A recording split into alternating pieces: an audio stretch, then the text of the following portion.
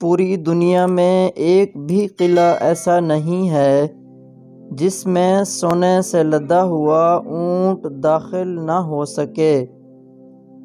پورا مرد وہ ہے جو دیتا ہے مگر لیتا نہیں، آدھا مرد وہ ہے جو لیتا ہے اور دیتا بھی ہے، اور وہ قطعی مرد نہیں جو لیتا ہے اور دیتا نہیں۔ پوشاک اور اطوار میں ایک گہرا رشتہ ہے۔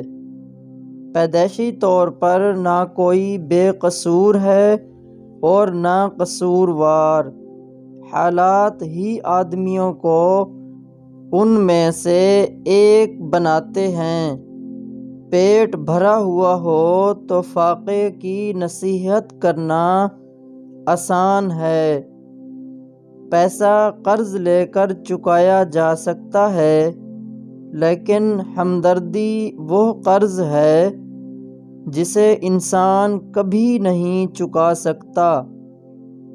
درخت اپنے سر پر گرمی سہ لیتا ہے، لیکن اپنی چھایا سے دوسروں کو گرمی سے بچاتا ہے۔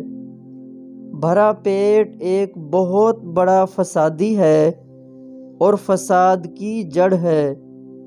دولت مند عقل مند کی خدمت کرتا ہے اور بیوقوف پر حکومت۔